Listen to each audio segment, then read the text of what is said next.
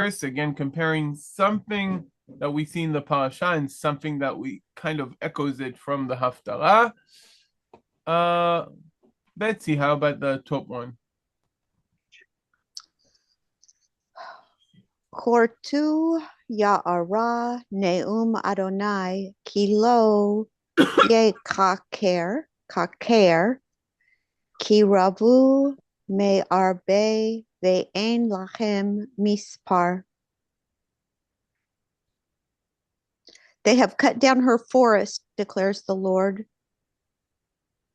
though it was impenetrable, for they are more numerous than locusts. They are beyond counting. Right, rabbû mē'arbeh. Here we have something in the poetic verse, in this poetic verse, that teaches us something about the nature of the word locusts in Hebrew. Right, the Hebrew word for locust, we can see that in the parasha at the bottom. Let's see the second verse that we have here on screen, and then connect the locusts in the parasha to the locusts in the haftarah. Lynn, would you like to read the bottom one?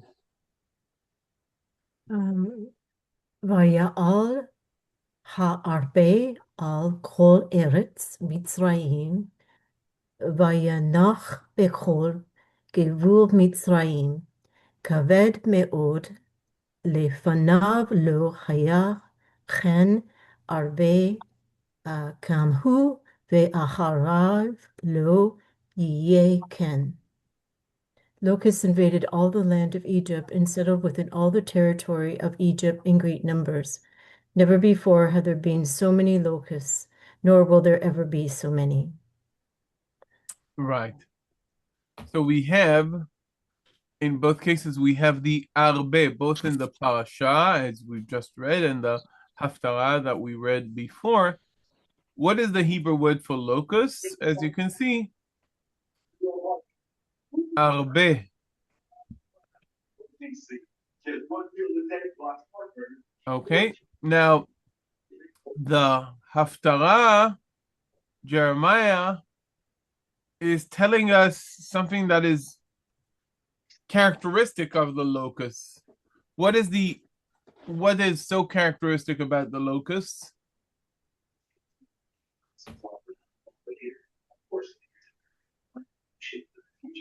There's lots of them. There's always a lot. Right. There is always a lot. Okay. And this description, ki rabbû mē'arbeh,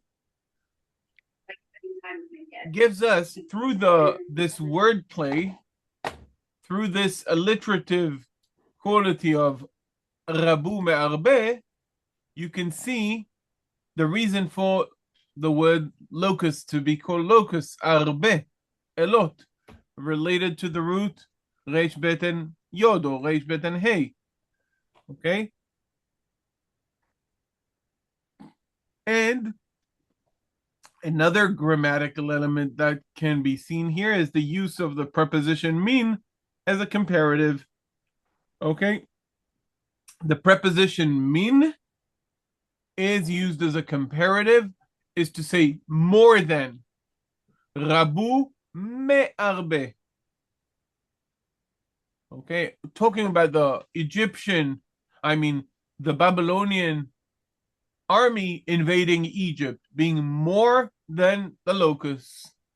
Again, by that, echoing the haftarah is echoing the parasha, which describes the multitude of locusts.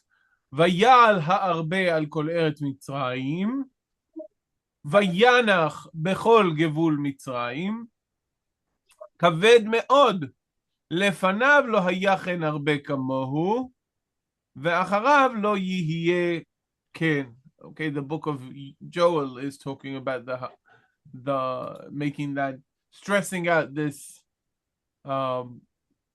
metaphor of the arbeh.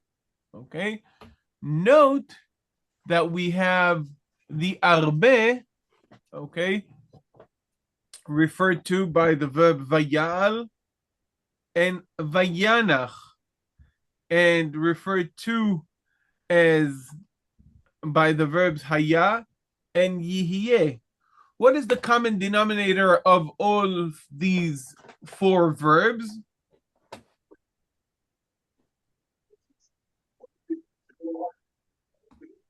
What is the common denominator of vayal, vayanach, hāyāh, and yihyeh?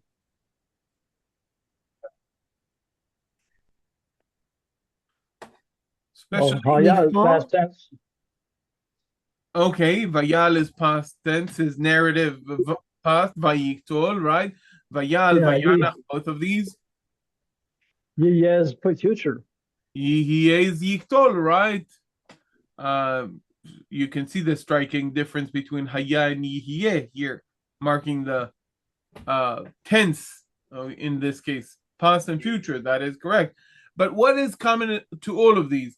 I could have asked about vayal and vayanach as well, specifically referring to the mē'arbeh and its actions.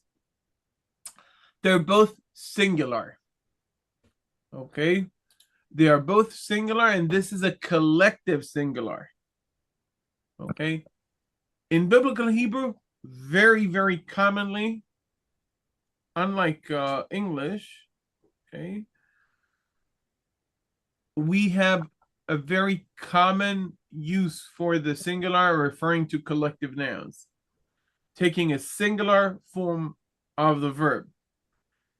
The locusts in English, they invaded, okay? They invaded and they settled. In Hebrew, it invaded, it settled in the singular. Okay? Vayal hā'arbeh, vayanach bechol gevul Mitzrayim. So that's a bit about the idea of the collective noun using the singular form of the verb. Where is that to be found at another time? I mean, this is a